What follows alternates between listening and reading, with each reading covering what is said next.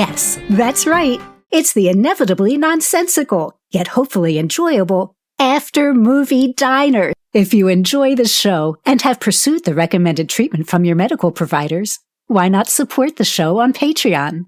Over at patreon.com/After Movie Diner. You can also donate to the show directly at aftermoviediner.com. Rate and review the show wherever podcasts are found, and rating and reviewing is possible. Even a 1-star review provides useful insights on exactly the sort of petty-minded and wretched individual who negatively reviews free entertainment they do not need to be consuming. So, without further dribbling, John Cross. Found in the rubble behind a closed-down Luborama, bedecked in rainbow rhinestones and already tattooed with the legend, "If you fuck with me, you fuck with my unicorn," our guest this week grew up in the decades of realistic flappy boobs and vast, vast pubic mounds, both situations he still heartily condones today.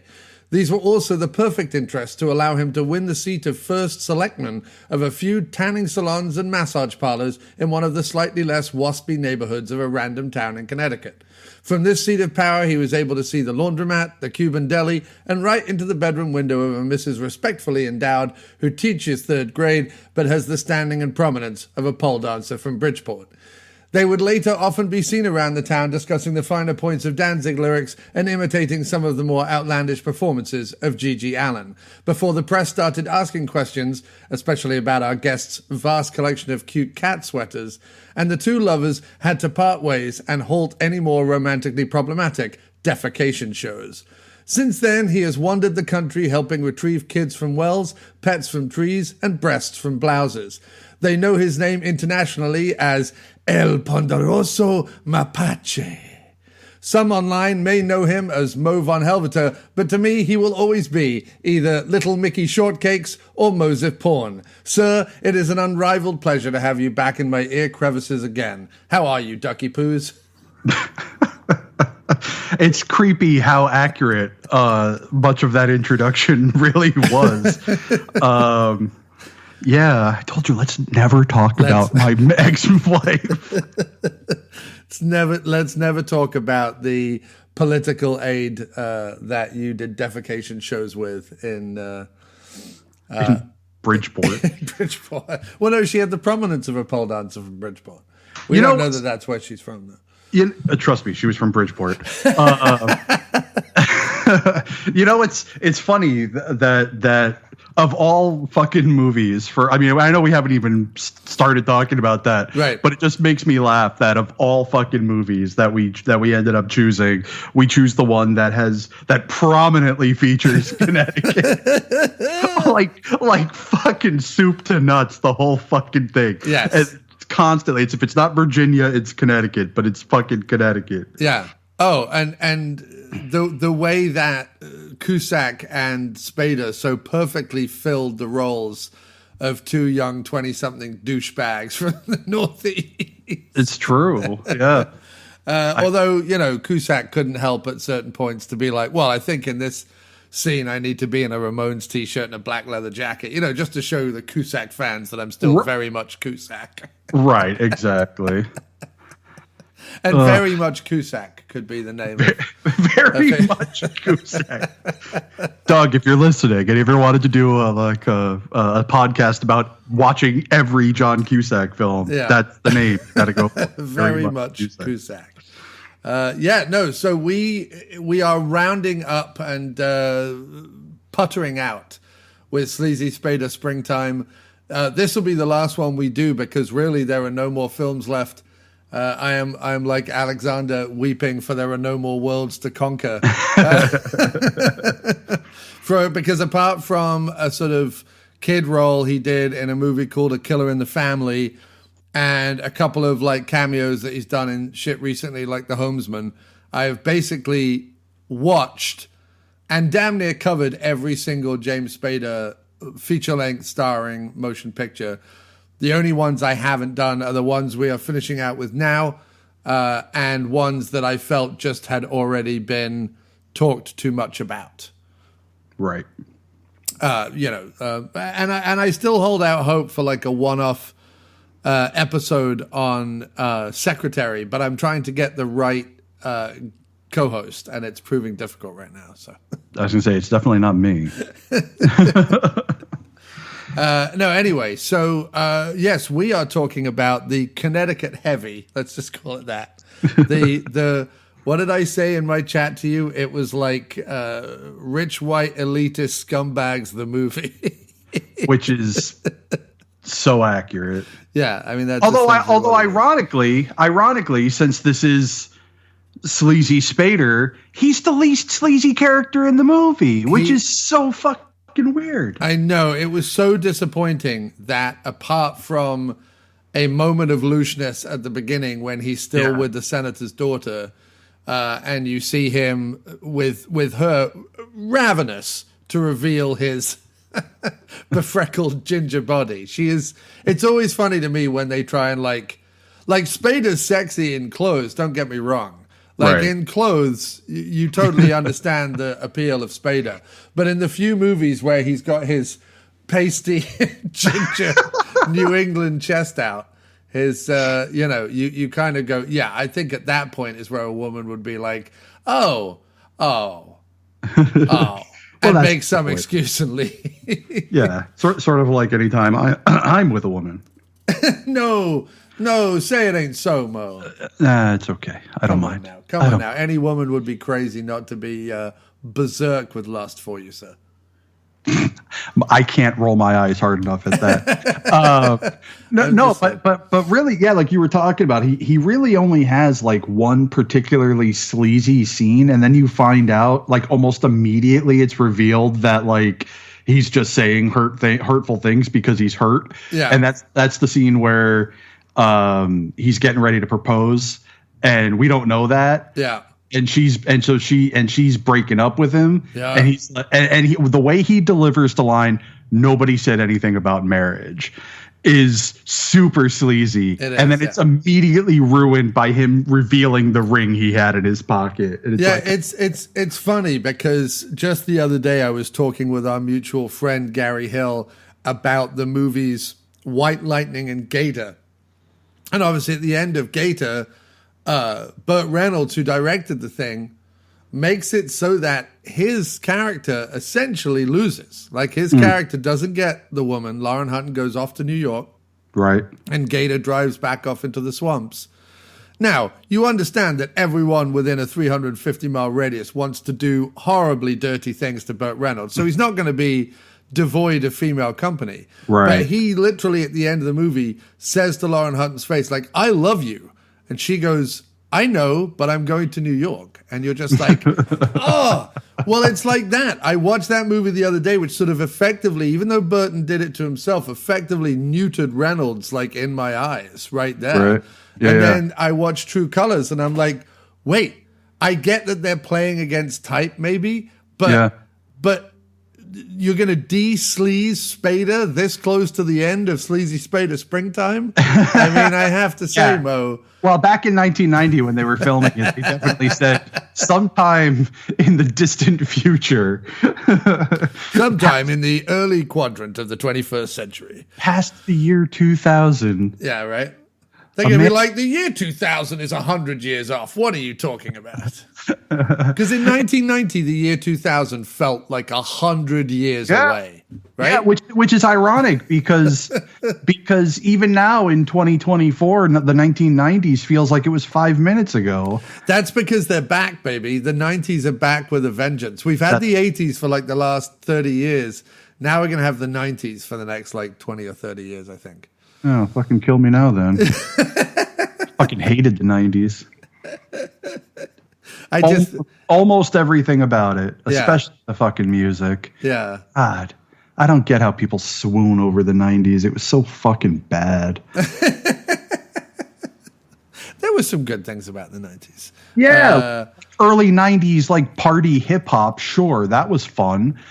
You know, but then everybody got so fucking serious and morose, and it's like, go fuck yourself. Yeah, but sales of flannel went through the roof. I have to admit, I own a couple myself, but you know, and and shops and drugstores started having to be like, oh shit, do we need to do like men's hair care products as well? I thought men just had one shampoo. Now all of a sudden men are growing long hair again and fucking shaving certain bits of it and doing crazy stuff. And they're like, fuck, we gotta it's like I've had a beard, right, Mo, for like 20 plus years, however long I've been an adult.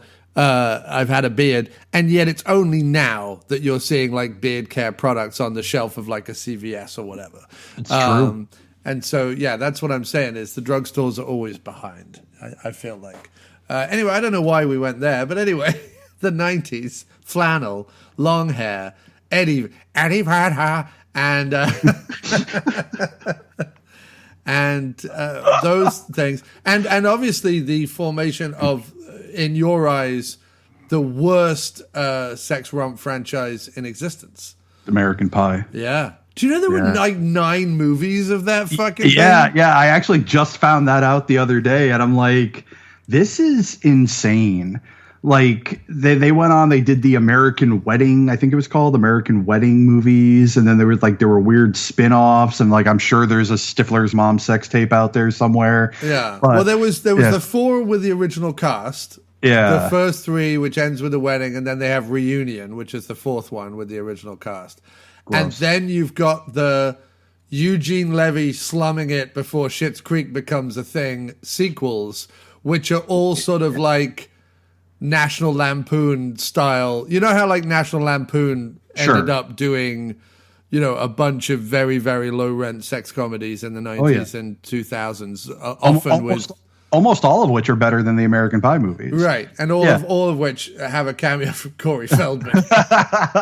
Well, I mean, that's why they're better than or Judge Reinhold. But Bryan Cranston and Judge Reinhold did a National Lampoon's family reunion. And I mean, you have to watch that. Bryan Cranston and Judge Reinhold. The two worlds collide. But basically they did, I think, 4 or 5 sequels that were straight to video kind of deals.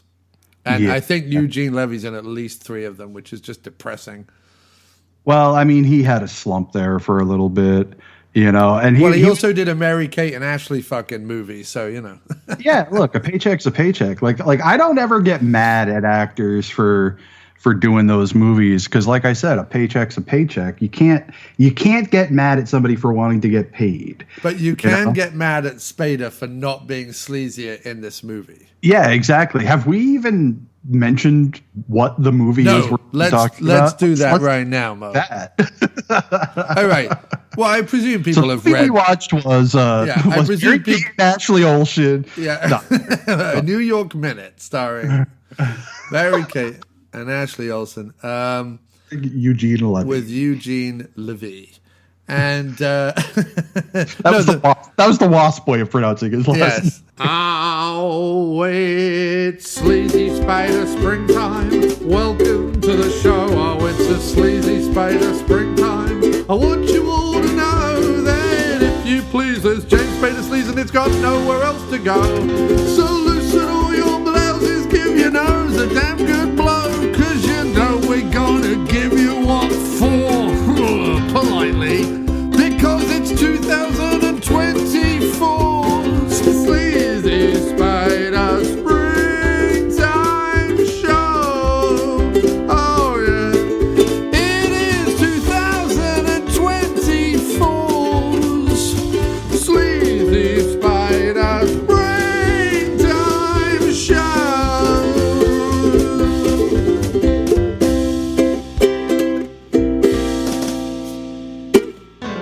No, the movie we watched was True Colors, Connecticut, the Connecticut story. The story of waspy pricks and their rise to powers and falls from graces, too.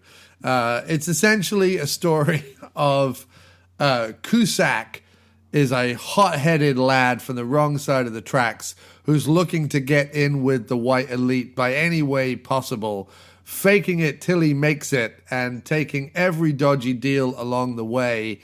In law school, Cusack befriends, both antagonizes and befriends a young floppy-fringed Spader who is all about truth, justice, and the American way, looking to clean up the DOJ and become, one of the biggest DAs in American history. He's got morals, good looks, and a senator daughter's on his side until Cusack barrels into his life, cherry picking it for everything he could possibly use it for and discarding the rest, causing Spader to ask some really big questions about the man he calls his best friend.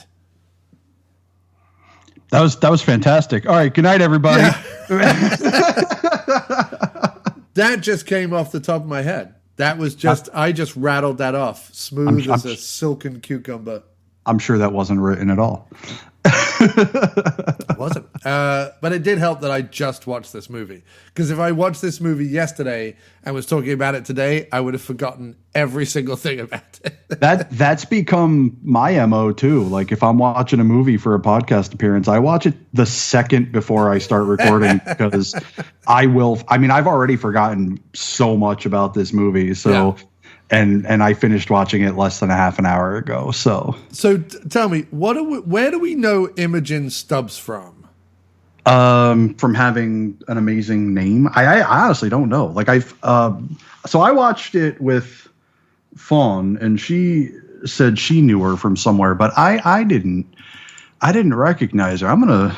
Well, she's a British actress. Ooh, that explains why halfway through the movie, she started sounding like she had like the classic mid-Atlantic. Yeah. Like, I don't know if you noticed that or not, man. Like her natural accent started coming out real strong, like after her and Cusack got married. But I think it didn't matter because I think that being New England and being from, even her father, I don't know whether the actor is Irish or whether he is just Irish American. Even when her father was admonishing Cusack on the golf course, he has Irish twang coming through his accent as well. So there's a lot of mid-Atlantic accents in Connecticut, I feel like. Yeah. But where I know her from is Eric the Viking. I was just looking at her IMDb, so it's definitely Eric the Viking. I don't know who else she played in it off the top of my head, but. Well, since then, she's been in, a bunch of like Sense and Sensibility and 12th Night and Casualty, which is sort of the British ER, which is sort of a soap opera version of ER. She's been in that. She's been in Holby City, which is a Casualty spinoff.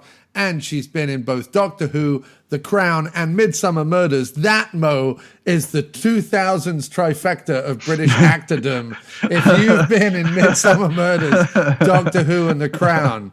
If only she'd also been in Downton Abbey, and then she would have had the quadumvirate or whatever that is. But she got the triumvirate of British actor achievements.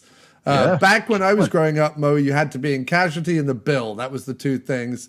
Now, you have to be in Doctor Who, The Crown, or Midsummer Murders, or as I like to call it, Squinty Witness. Squinty? I don't get that because I've never seen it, so I don't. Well, the lead guy in Midsummer Murders is an actor by the name of John Nettles, who, much like Shatner, has that red, bloated, rounder face of an older man. And his eyes were always squinty, but now his face is caving in and squinting his eyes even more. That's so amazing. I call John Nettles the Squinty Witness. I love it.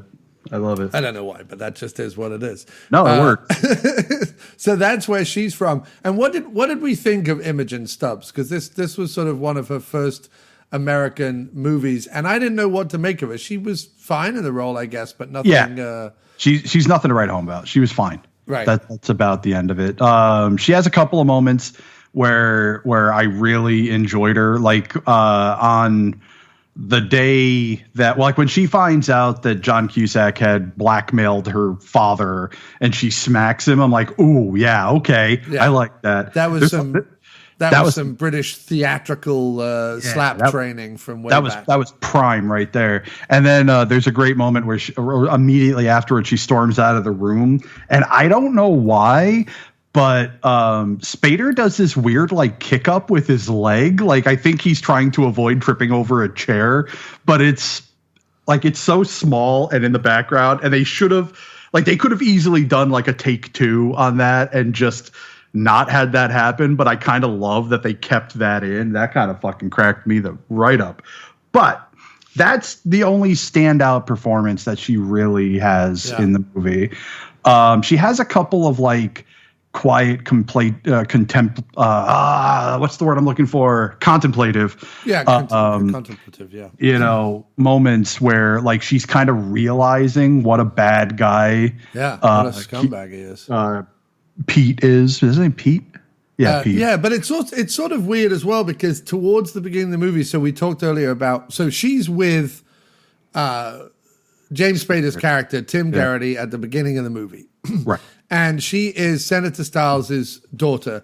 And when in the first break from law school, Spader gets hired on by the DOJ as sort of like a temporary assistant kind of guy, and Cusack gets hired on by Diana's father as sort of an aide to Senator Stiles kind of thing. Yeah. And it's at that point that, his intentions are made abundantly clear towards her and indeed her entire legacy and her father and everything else. Because he is the scumbag that is going to rot the core of every good relationship he has in his life. However, Spader and Stubbs break up, as you said, halfway through an opera that Spader had taken her to. And she gives this big spiel about how, like, you don't want to be a goody two-shoes at the Department of Justice fighting for peace and honesty and blah, blah, blah, blah, blah. Like, you want to be in politics. You know, you're cleverer than this. You're harder than this. You're smarter than this. And she made it out like what she wanted was to be like a corrupt politician's wife. Like, that's what she was. Right. That was the fucking tune she was singing. Like, at one point, and Spader quotes it back to her at the end of the movie. Like, this has been going on for 200 years and it's worked this well so far, kind of thing. So, like, don't stand in the way of progress.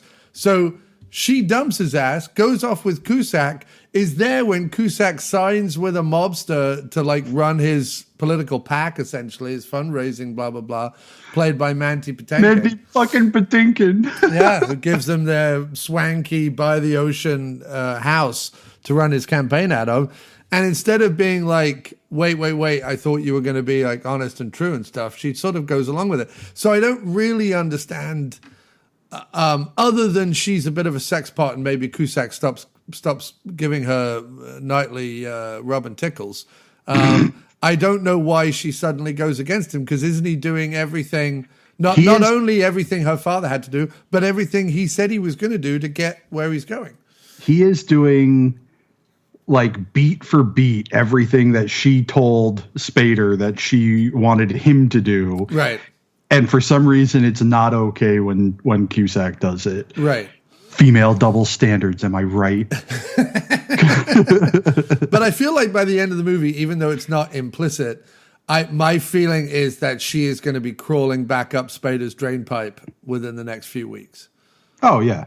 Yeah. Yeah. Without a doubt. Because the moral that she is torn essentially between the moral high ground of Spader and the murky ambiguity of Cusack's wheeling and dealing. I kind of love how the evolution of Cusack's character, like as he gains more power, as he starts to become more successful, like his hair gets slicked back harder and harder. Yeah. You know, but I noticed that's only in private. In public, he still has the big poofy hair, like he looks like I'm a man of the people. But the second he's in private, it's just like right to his fucking head. Yeah. And he just looks like the sleaziest. Like he looks like it's like, I'm going to go study every James Spader film that came out up to this point so I can understand just how sleazy works and just put it into action. Yeah, either that or Spader had his greasy hand up his arse and was working Cusack like a puppet. Well, I mean, at least he didn't need lube. He was already greased up. Yeah, Spader is perpetually moist. That's the name of his biography. James Spader, perpetually moist. Yeah, it's me too. Actually. So. Yeah, and the forward to the book is written by Imogen Stubbs. And the forward is just the words, "It's true." He is. Signed, perpetually moist. Signed Stubbsy. Stubbsy. Exactly. It would have been so awful if Imogen Stubbs had suffered a horrible accident and had left her arms cut off at the elbows. That would have been really awful. Because then the doctor would have had to be like, I'm sorry, but it's 2 stubs for Stubbsy. Too much? Too wrong? I don't know. No, I think that's fucking hilarious. I mean, it's 100% accurate. Thankfully, it didn't happen in real life, so it's all good. That I know of. I mean, she might be Stubbsy right now for all I know, but but as of 1990, she was still fully limbed. And what I love about this movie, so basically, nothing about Cusack is right. They find out in the aforementioned Bridgeport one night at a late night roustabout bar full of bikers, ne'er-do-wells, and long-haired types. And might I mention, as somebody who lived in Bridgeport, I can tell you that bar is not in Bridgeport. No, they're like entirely too many white people. Too many white people. You know, no Jamaicans getting angry. Like it's just not Bridgeport. No, you know, and that's not that's not like a racially insensitive thing. It's just Bridgeport's more multicultural than this white movies shows it to be. That's all we're saying. Right. I mean, now, granted, the guy did say it was like outside Bridgeport or next to Bridgeport or near Bridgeport or something like that, but that's not Bridgeport. Right. You know, I love the fact that Bridgeport's, I mean, like I hate the show, but I kind of love the joke. That Bridgeport's main claim to fame is that Family Guy made a joke about it. And I forget what the joke was specifically, but I remember thinking to myself, that is incredibly accurate. Like, I think they said that like their main export is broken windows or something like that. And I'm like, I have to say, I go down to Bridgeport regularly, and it seems like a lovely place. I'm just going to say that, I know it's. I was going to say that the place I lived in was literally 3 houses down from a crack house. Yeah, so I was just trying to keep the few listeners. The only listeners I have, Mo, are in Bridgeport right now. They're literally having an after movie diner fest in Bridgeport, and I feel like I'm going to upset them and isolate them. So, no, I'm going to say Bridgeport's a lovely place. I'm just saying that this bar wasn't in any way multicultural enough for it to be Bridgeport. Anyway, we find out that Cusack is known in the area because he's from there originally, as I said, the wrong side of the tracks as far as this movie is concerned, because this movie is the waspiest movie ever made. And but I like how he does the very typical thing of people who are from Connecticut, but don't want to admit where they're from. He just tells them he's from New Haven. Right.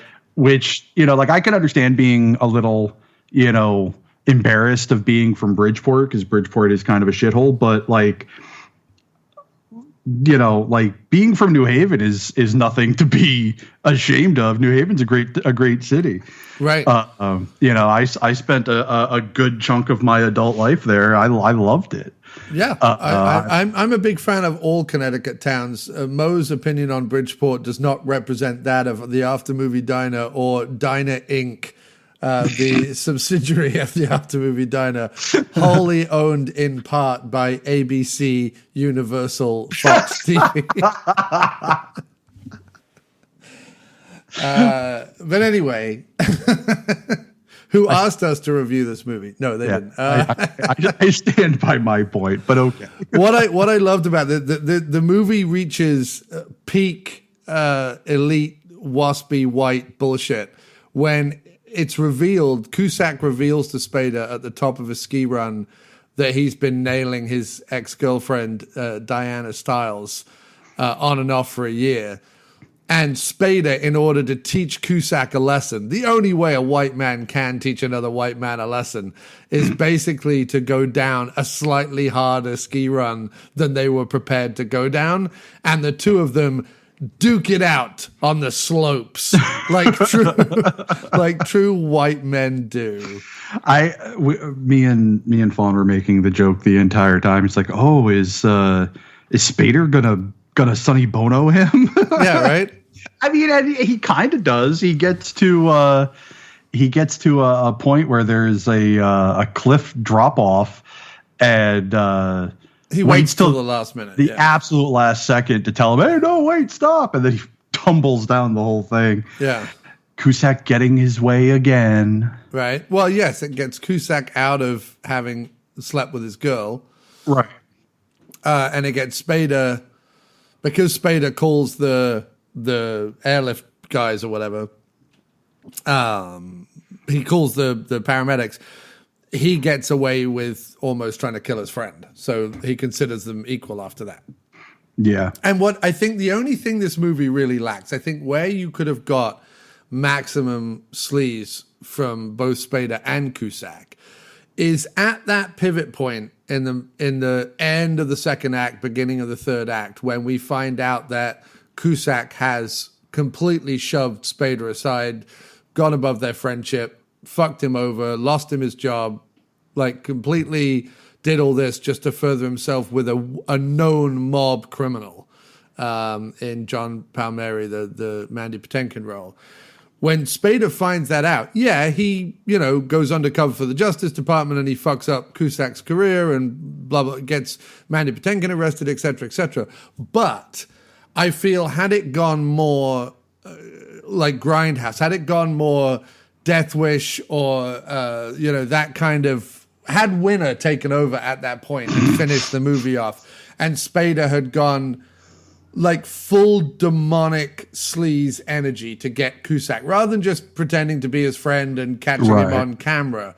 If he'd gone full blown, sweaty, psychotic, fuck you, I'm coming for you, Cusack, Spader, all the while having dark, unforgiving, and unrepentant sex with Imogen Stubbs, but vowing never to get back with her, like almost punishing her with his sex.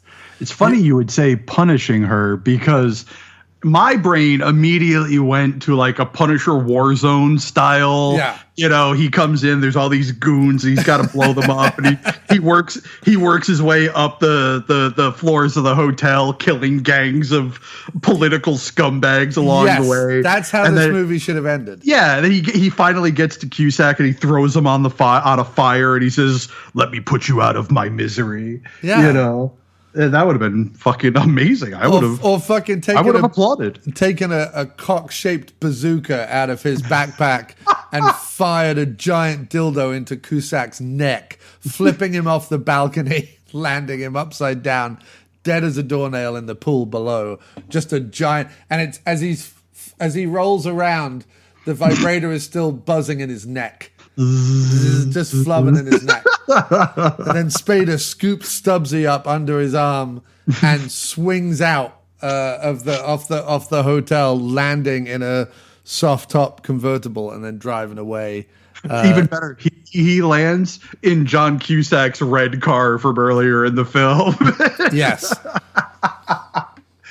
This is my car now. And the movie ends with him and Stubbsy ejaculating all over the car, like multiple sexual positions all over the car, covering the car in ejaculate, and then he just sets it on fire and they walk off into the Bridgeport darkness. Right, while saying credits. while saying, the final tagline, or like the final quip of the movie, "I'll show you my true colors." Yeah.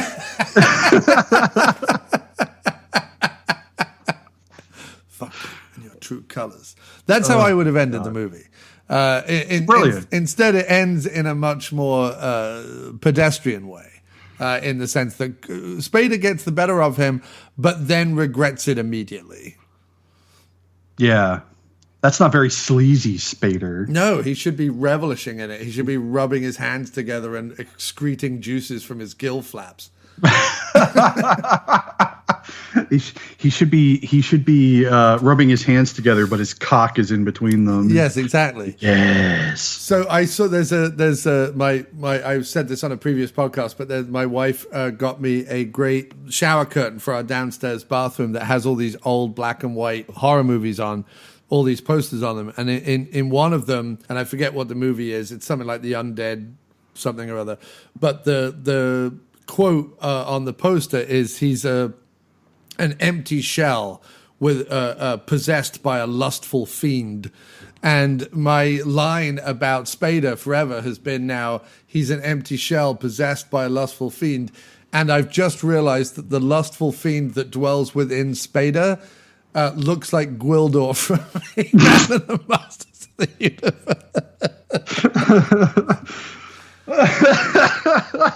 Like when Spader ejaculates, it's really Gwildor cleaning his gill flaps. Like, you know, when Gwildor grabs his nose and goes like that, and the water shoots out of his neck skin. That's amazing. That's what dwells deep within Spader. Hello, I'm Gwildor. I'm the lustful fiend. I'm never going to get that out of my head now. And as Spader has got larger, the fiend's playground has become bigger.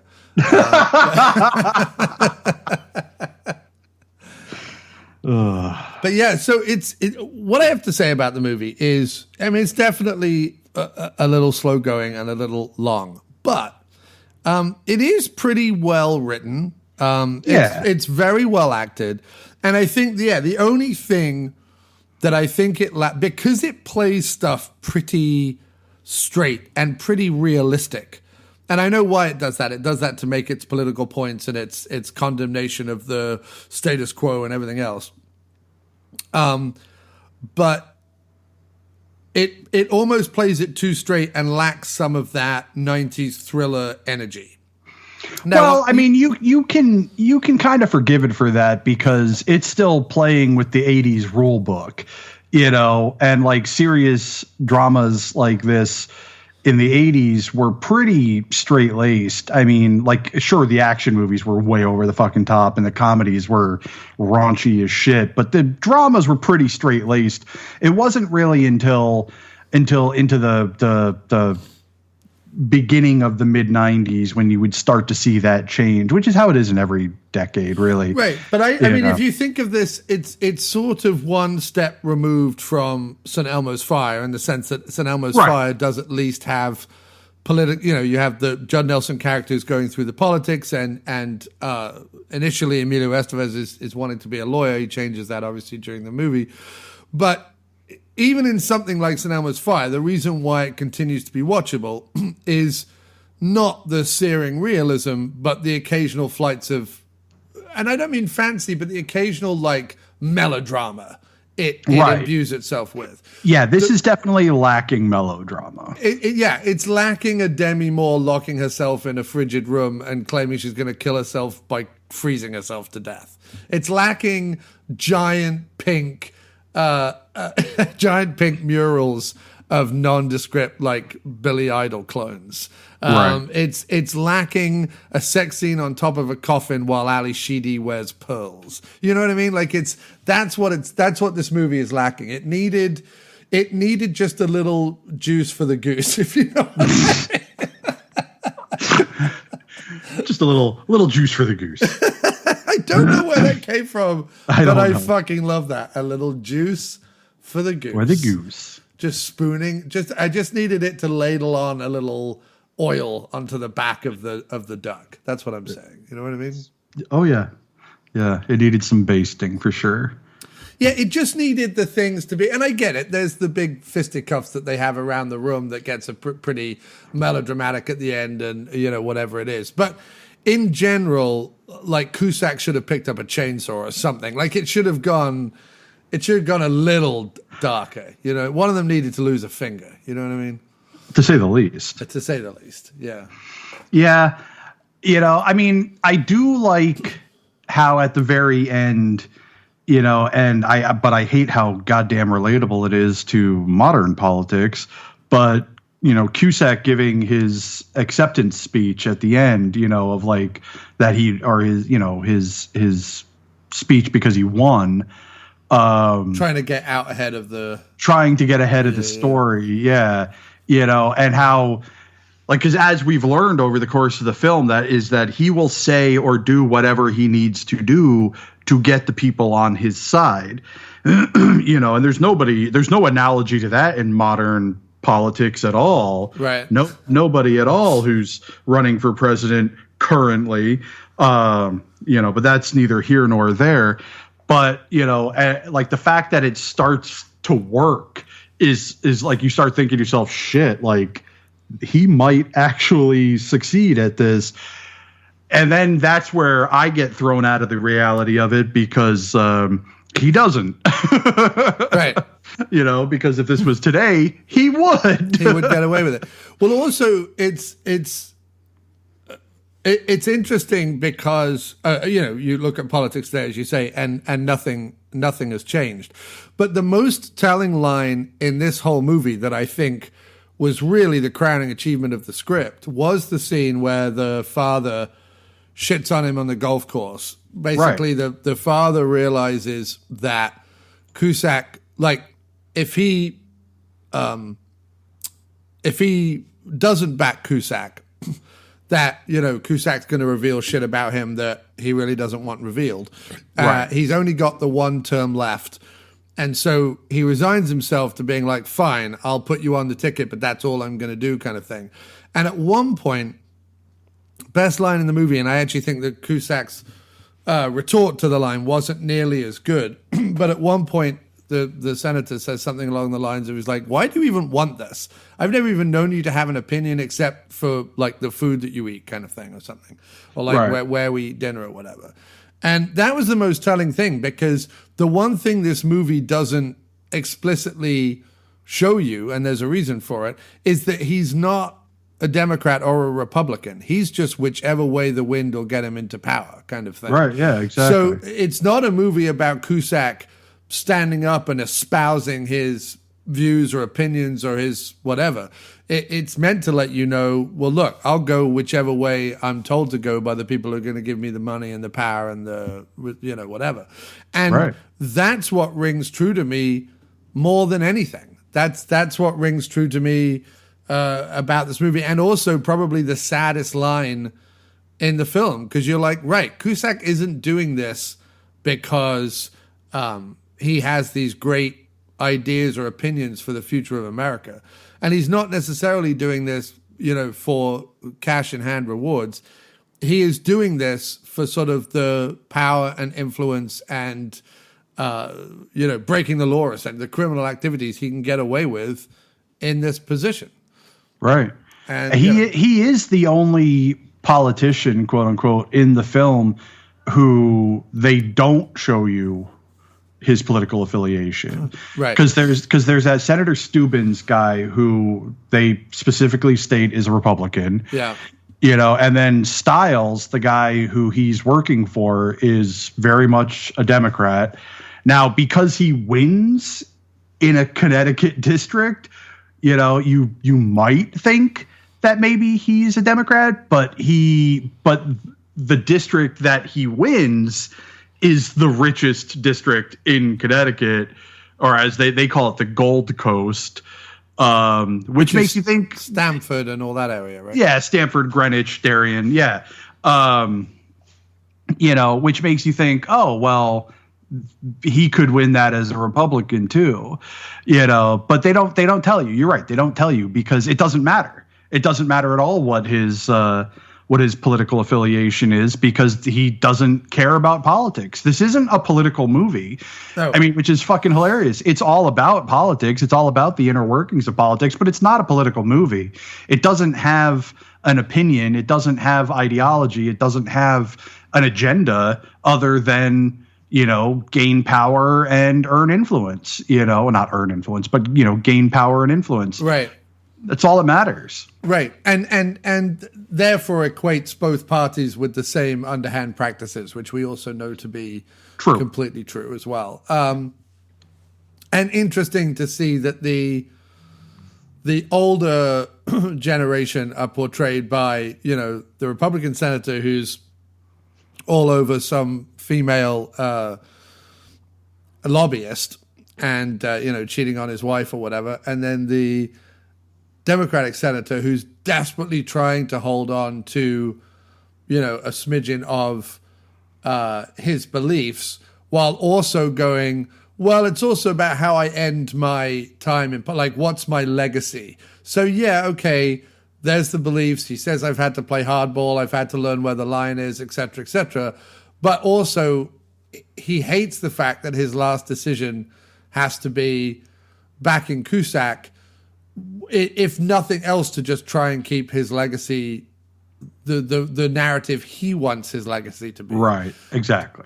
Instead of standing on his morals. And the whole movie is like that. And again, I think if it had been faster paced and if it had leaned more into the 90s thrillers that would come in the next 2 or 3 years and have a bit more, you know, a brooding score and, you know, real stakes and a little heightened melodrama and whatever. Right. Rather than being sort of a kind of jokeless St. Elmo's Fire about last night kind of movie.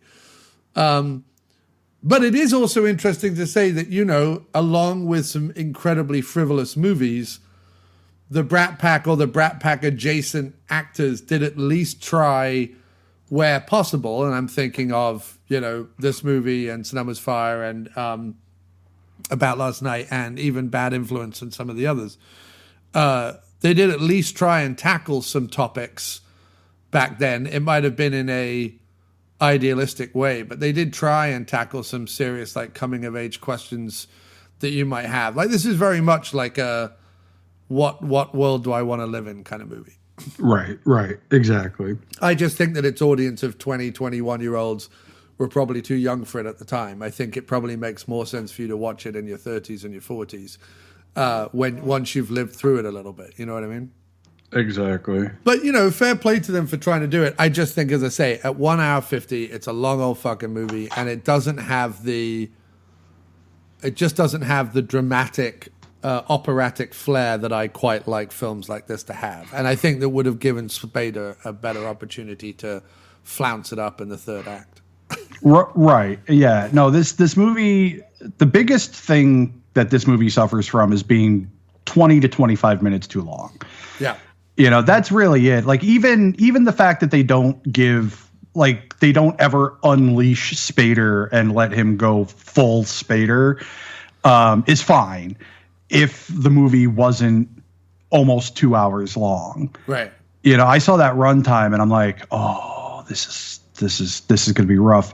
But it wasn't like we had said, it was fairly well written. You know, it was enjoyable. I liked watching it. Like, I mean, I'm a big politics guy anyway, you know, usually rooting against all sides, but I'm a big politics guy. I don't like anyone in politics, but I'm a big politics in politics, but I fucking love politics. This movie essentially is, yes, it's about politics. Yes, it's about the Department of Justice, but ultimately the movie is like, guys, the moment you leave college, the world is going to ask you to make some difficult choices, and it's going to fuck you in a way that you never expected. That's like, if you look at this as sort of a post-college, you know, the rest of your life, like a sort of answer to St. Elmo's Fire. St. Elmo's Fire is the frivolous version of this. You know, you'll love, you'll laugh, you'll lose, you know, you'll all get back together, it'll all be okay, and then you'll move on and be adults.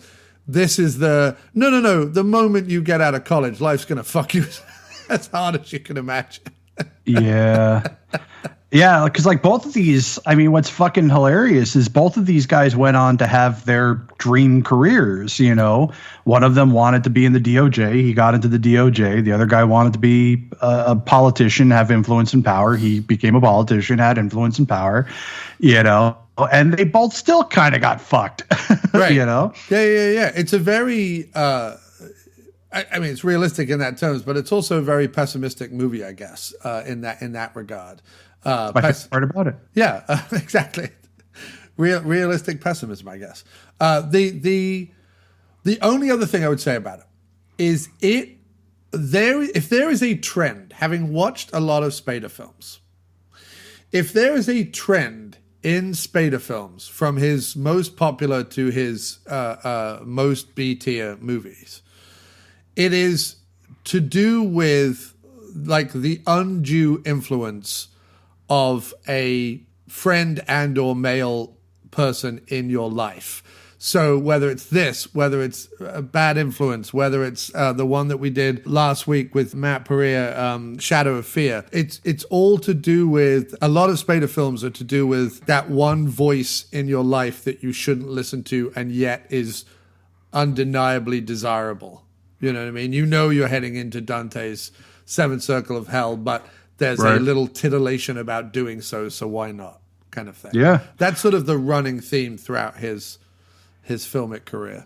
Yeah, no, I can see that. I can see that from the ones I've seen, at least the ones where he's like one of the main characters. Yeah. You know, that's for sure. I mean, that's very much Less Than Zero too. Right, Less Than Zero. He plays a master manipulator. Even in Pretty in Pink, he's like the master manipulator in Pretty in Pink.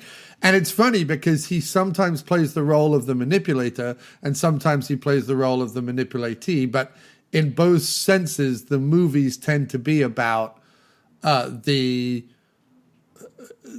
general untrustworthiness of humans, but specifically like male friendships, which is weird. That is weird.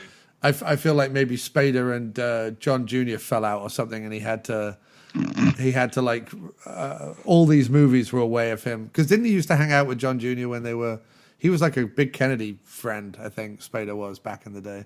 I don't know enough about him to know that. Shit.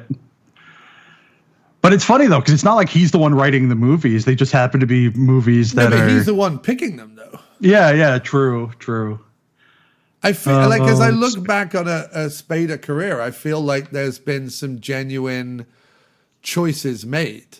Talk about an actor who's not just in it for the paycheck very often. Yeah, he's not Michael Caine. Right. You know, and we've talked about this in the last few episodes, but when you look at his trajectory, like every 4 to 5 years, he'll do a Sex, Lies, and Videotapes or a Stargate. So every few years, he'll do a big blockbuster or an indie cred darling, like a festival darling. So he'll do like a Secretary or an Age of Ultron, or he'll do Sex, Lies, and Videotapes or Stargate. Like he'll do occasional kind of big deal movies. But then in between them, he takes these, you know, he's not an A-list star in these movies in between them, really. No. And I feel like he could have been. I feel like he could have really gone that way if he wanted to. But I feel like he just did the movies he wanted to do. And it leads to a shorter but more interesting resume, I think.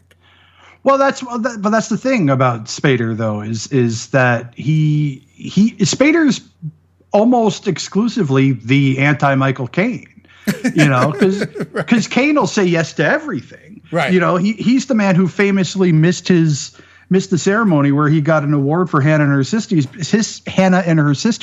because he was filming Jaws 3D. Right. You know. And when asked why he did the hand with Oliver Stone, literally said, I needed to put an extra extension on my garage. Right. Or he would have said garage, sorry. I needed to put an extra extension on my bloody garage. That's what he said. So I did the hand with Oliver Stone. You know? Yeah. No, yeah. Yeah, exactly. Like he just says yes to everything. And sometimes it works out brilliantly for him. And sometimes he makes... was it Jaws 3D or Jaws the Revenge? I think it might have been Jaws the Revenge he's in. Yeah. Jaws 3D is Louis Gossett Jr. Right. It's been a very long time since I've seen anything past the first Jaws. So me too. Fuck if I remember. I only know because I'm selling the Jaws 3D collectible cards in my store in Connecticut. Ah. Well, there you go. In my movie store in Connecticut. But Spader's the exact opposite. Like, you could tell he has cultivated a very specific image. He's cultivated a very specific idea, you know, and he's cultivated a very specific filmography. And while not all of his movies are, top notch for sure, he is probably, he's probably as respected as he is as an actor today because of his choices. Right. Yeah. And I also think because people give him roles because in the first meeting with Spader, they don't know if he's going to kiss them or kill them. I think he sits opposite them at a table drinking a tiny espresso out of a tiny teacup, wearing a series of flouncy scarves and large trilby hats, looking over his besuited paunch with those eyes that say, I'm either going to fuck you or flay you alive. And Jesus Christ. People, go ahead. Yeah, and people are just like, yeah, put him in the film. I would love to see. I'd love to be like a fly on the wall for like a movie pitch idea where in the room you have Spader, Nick Cage, and Christopher Walken. I mean, you'd have to cast all three of them. There's no way you can say no to any of them. No. Yeah, no. You'd have to cast all three of them. Yeah. And it would be either the best movie ever made or the absolute worst. There is no in between. No, there would be no in between.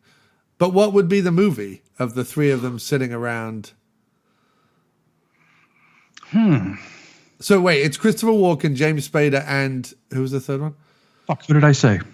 Nick Cage. Nick Cage. Okay, so it's got to be that it's either a Deliverance style movie where you have three guys who go on a wacky wilderness adventure and end up getting like hunted by insane rednecks, of whom their wives all want to bang Spader. Spader. This is what happens. They're three guys who go on a wacky retreat adventure. One night, Spader nails one of the rednecks' wife without knowing that she's one of the rednecks' wife. She just like comes onto him in a bar. He sleeps with her, and that causes their next second act and third act of the movie of the rednecks going after Walken, Spader, and Cage, and the three of them have to like get out of the jungle, before they're torn apart or something like that. So it's either a movie like that, with those three guys in it, or it's they plan a heist. Either that or they're like three criminals kind of thing. See, I love that idea, but I was thinking more like they're three cake decorators. And they're all in competition for some prestigious cake decorating prize. And they are sabotaging each other's cakes to make the other cakes worse. No, wait, but halfway through, you think it's going to be like a wacky comedy, but halfway through, because they've sabotaged each other's cakes too much, they've poisoned one of the judges, and he's died in like the hallway of the hotel, and they have to then like cover up the death and work together. That's a good twist. See, they have to work together. You know what I mean? See, my brain kept going the silly comedy route, right? And I kept thinking that like some like underdog who we see once earlier in the film, maybe played by like Alan Tudyk or something, comes in and sweeps the competition at the end because they have destroyed each other's cakes so much that at the end they're unrecognizable as cake. Like one of them's just made of concrete, And the judge, one of the judges is Tom Hulse. Don't know why. It just is. And Oliver Platt. Because what happened to Tom Hulse, man? What happened to Tom Hulse? He was everywhere for a while. And now we're Hulseless. And I think it shows. You know what? And stick Toby Huss in there too somewhere, because I always like him in movies. I don't even care what he does. Just have him in there, make some vague allusion to Artie, the strongest man in the world, and move on. Yeah. Because that doesn't happen nearly enough. People forget because he doesn't look like Artie anymore. So people forget that he was Artie, the strongest man in the world. Yes, he was. I have no idea what this reference is, but I'm going with it. Oh, you've never seen The Adventures of Pete and Pete? No, never seen The Adventures of Pete and Pete. It was a classic Nickelodeon show from the 90s. And we didn't get Nickelodeon in the UK. Oh, that's fair. That's fair. And if we did, I certainly didn't have the kind of people who paid for cable in that way. That's a fair point too. Dude, we got 4 TV channels in 1987. Like that's like we had 4 TV channels.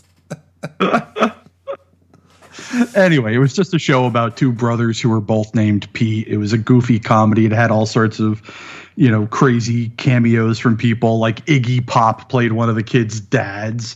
Not Pete's, but like their. I'm aware of that cultural thing. Yeah. Right. Yeah.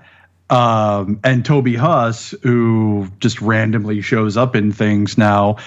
It played like he was a superhero named Artie, the strongest man in the world, and he was just an utter goofball. Just look it up. Watch a couple of episodes. I feel like you'd probably enjoy it. Sure. I also feel like I have like a strong affinity towards it because one of my friends was part of the band that played the theme song. Well, not directly. It's a long story. There was a band called Miracle Legion. They got offered the gig to play the theme song for Pete and Pete. One of the guys, ironically, my friend, said, "I don't want to be involved in that." So the other 3 members of the band reformed as a band called Polaris and did the theme song for Pete and Pete. But there's an episode where Pete discovers his favorite song.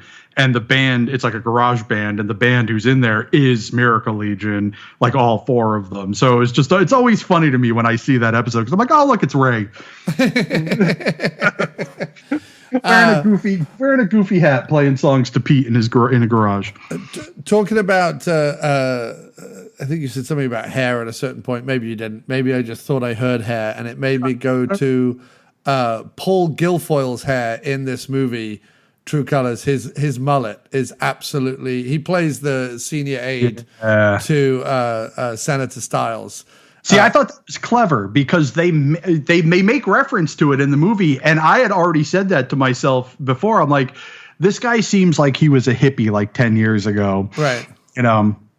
And then John, I think it was John Cusack's character, says that he still thinks he's a radical back on campus or whatever he said. Yes. And I'm like, yeah, that's accurate. He looks exactly like he fits that bill, that early 90s. I was a hippie back in the 60s and 70s.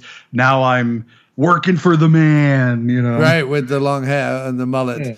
Yeah. Also, Richard Widmark as Senator James Stiles. He is entirely too good for this movie. He is fucking phenomenal. He's the best. He's probably the best acting in the film. Yes. And that's saying a lot for a film with John Cusack and James Spader, but he fucking killed it. This was his second to last movie. Wow. He died in 2008, but his last movie was a TV movie called Lincoln. Right after this in 1992, and has not done anything since. But and what they don't tell you is it's about the car, not the man. Right, exactly. Yeah. But had been a Hollywood player since 1947's Kiss of Death. He is in the original movie The Roadhouse from 1948. Yep. He has played a series of American military and American authority figures, but boy, is he fantastic in this movie. I loved it. Yeah, he just plays a great, like, grizzled politician, like somebody who has seen everything, who has been involved in everything, who knows what it's really like. It's just a lot. I don't know. It's like, I don't want to say he chews the scenery. He doesn't, but he knows his place and he knows exactly what he needs to be doing. And there are a couple of scenes where he does kind of like explode. And when he explodes, it was to die for. Like that scene on the golf course where he gets pissed off at Pete. and he puts his golf club away and just snatches up the other set of clubs and just throws it at him. And I'm like, oh, that's so good. It's the one time you see Cusack unsure of the decision he just made. Like you see him a little shaken up. Because you're like, I know I need this guy on my side, but I wasn't necessarily expecting him to take it this personally and get this upset about it. Like he does look a little shaken. Right, because to him it's like, oh, this is just part of the game. This is just politics. You know, this is just how we do things. But no, he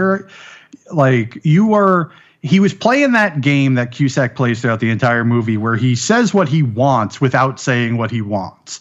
You know, it's a lot of double speak. You know, so that way he has plausible deniability later. He's like, no, that's not what I said. You know, I didn't say that. I said this. But everybody knows what you mean by that shit, you know. And so he was basically saying like, look, you got to do this or I'm going to tell the world that you've got Alzheimer's. And but he doesn't say that. And it's great though, because when he gets called out on it too, he goes, I didn't say it like that, you know? And it's like, no, you didn't say it like that, but you absolutely implied it. Right. 100%. Yeah, I think he just says, I'll have to go elsewhere and it won't look good that an aide of Senator, what's his name? Stiles. Senator Stiles, an aide of Senator Stiles has gone over to the other side is basically what he's saying. And then he threatens him about the Alzheimer's. And all shit breaks loose. But it works up until a point. Apparently, John Cusack took over 600 hours of skiing lessons in preparation for this movie. That's the equivalent to 15 40-hour weeks. Yeah, no. Hard pass. Like he didn't even take on that much training for Better Off Dead. Right. But like he didn't have to do any of the skiing in this movie. Like it's all stuntmen, surely. Exactly. You're not telling me Spader really knows how to ski. I would believe 100% that James Spader absolutely knows how to ski. You kidding me? No, right, but not to the extent of like, oh, I'm going to take the hardest route down a mountain and, you know. Right, exactly. I'm just saying he didn't do his own skiing in the movie. I don't doubt that Spader has, you know, summered in Aspen or whatever, but like, or wintered in Vermont. But like it's, you know, I fully expect Waspy Spader to have gone down a few mountains of snow, but I don't think he needed to do any of his real skiing in this movie. No. You know what absolutely disappointed me about the skiing scene in this one? What's that, man? Is that tumbling after them, you know, behind them wasn't a little kid screaming $2 the entire time. I get it. It's not a comedy. Doesn't belong there. But man, that would have been fucking hilarious. $2. Either that, or if it had if it had cut to the ground and there were two ski bums there, one of whom went, I can't believe they're attempting the Chinese downhill. And then another guy would come over and be like, what the fuck is the Chinese downhill? Chinese downhill. Exactly. That's all for Hot Dog, the movie fans right there, for people who aren't going to get the Chinese downhill reference. But Shannon Tweed should have skied past Spader with a top out or something.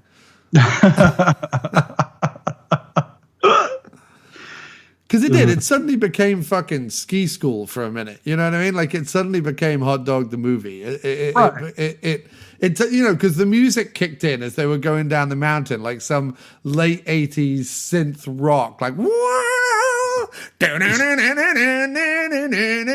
they were going down the mountain. You know what I mean? It's the only good music in the movie. Everything else is fucking saxophone and pan flute. The skiing downhill scene looked like it looked like a Benetton ad or something. Like it looked like a Sears advert or something, or Wrigley Spearmint gum or something. You know what I mean? But it just had one of those like when you're in the mountains skiing for your life, you need Ostroplex. The new erection pill from Mattel. I have no idea. Mattel. We sell Barbies and erection pills. That actually sounds about right these days. But yeah, I mean, look, I'm not going to say it's one of the greatest Spader films of all time, but it passed the time. It did its job. Spader and Cusack together, they never would do another film together in the same way. I think do they both show up in Bob Roberts for like 5 minutes? Or is it just Cusack that shows up in Bob Roberts? It's been so long since I've seen that. I honestly don't know. I don't know. Spader, of course, would later play the lawyer Alan Shaw for The Practice and for Boston Legal. So all his lawyer training that he did for this movie would eventually... they are both in Bob Roberts as well. Okay. So, and Spader and Mandy Patinkin would join up again for The Music of Chance 2 years later. But that's about it. I want to give a big shout out just as sort of a final note. I want to give a huge shout out to Dina Morell, who played the senator's wife, who she doesn't say much. She doesn't do much, but she looks so like politician's wife the whole time that like there were a couple of moments where I'm like, this bitch is channeling fucking Nancy Reagan, like just down to a T. And like just visually, she was perfection for the role she was playing. She barely said a fucking word through the whole fucking movie, but just visually, just like whenever there was a scene in a crowded room and you knew that the senator was there, you could spot the wife anywhere because she always had the most outlandish outfit. She always had the biggest ridiculous haircut. She like just Nancy Reagan it up the whole time. I loved that. I thought that was fantastic. And she, like Widmark, had been in Hollywood since the late 50s. Right. She was great. So was her career continued after this. She did show up in a few TV episodes. She showed up in a few TV movies. And then she has bit parts in Mighty Joe Young, The Magnificent Ambersons, the TV version, The Glow Shade, and the remake Beyond a Reasonable Doubt from 2009. That was her last appearance on camera, and she died in 2017 at 93 years old. So she had a long, old career. And it's funny how these actors who just stuck it out, basically. Just stuck it out. It's like when it's like when we'll go back and look at the career of like a Paul Guilfoyle, who's the character actor in this. We'll go back in like a few years and look at his career, and you'll go, shit, that guy was around 40 plus years just doing solid work and solid stuff for decades and decades. And, we forget that the Hollywood contract players of the 50s and 60s continue to work even if they didn't break into the A-list. They continue to hang around all through to the early 2000s. So wonderful to see Dinah Morell and Richard Widmark in this movie. Yeah. And it is directed by Herbert Ross. Herbert Ross, who we will mostly know for films like The Secret of My Success, The Goodbye Girl, Steel Magnolias. Not my thing. I don't like that. My Blue Heaven. Okay, see, he wins me back over with that. Footloose. And he directed Pennies from Heaven, the Hollywood version with Steve Martin in 1981. He also directs The 7% Solution, the Nicholas Meyer Sherlock Holmes, not parody, but like comedic film. So yes, that is Herbert Ross. That is the movie. Thanks, Moe, for talking yet another Sleazy Spader springtime film. Tell everyone where, if you care to be found, they can find you. And I thank you again, sir, for all your insights into this film. What insights? Okay, so for me, I mean, the easiest place, I still do No Budget Nightmares from time to time. We took a very long hiatus there, but we are back dropping new episodes occasionally. You can get those over at nobudgetpodcast.com or wherever you find podcasts. What else do I got? I do stream on Twitch occasionally. That is twitch.com/Moe Von Helevete. Which Helvete for Helvete. That's about it. I don't do Twitter anymore. I stopped doing Twitter a long time ago. And you shut down your Little Mickey Shortcakes OnlyFans, right? No, that's still going. Yeah, just find me over at Hot Cross Buns. Yeah. Little Mickey Shortcakes. Little Mickey Little Mickey Shortcakes. Yeah. And look out for my new film with Nick Cage, Christopher Walken, and James Spader. And Spader about cake decorators gone bad. They have to work together to hide the dead body of the judge they killed with the arsenic that they put in each other's cakes. And then they have to weekend at Bernie's him around the hotel before finally it's revealed that he actually died of natural causes because he had a heart issue and the arsenic never hit his system. And so they're exonerated in the final act. But yeah, of course. For most of the movie, when they're carrying the dead body around the hotel and trying to hide it behind the three of them in comical ways, they really do think they killed him because of their rivalry about cake toppings. Amazing. It writes itself. I don't know why anyone hasn't made this movie. But thanks so much, Moe, as always, for your sterling co-hostness. And we'll have you back on again, sir. Thank you so much for doing this. And we will. We have one more. I think we have one more episode. I wanted it to be 2 more episodes, but I cannot get hold of the person that I wanted to guest on the secretary episode, so it's not going to happen. So we're probably just going to do one more Sleazy Spader with a surprise guest that I know that I will definitely be able to get on the show. A surprise guest that has been intrinsically tied to Sleazy Spader Springtime from the very beginning. So that's just a hint for the listeners out there. All right. That's it, Moe. Thanks so much. Have your Saturday back now, sir. And have a good one. Bye now, bud. Bye-bye.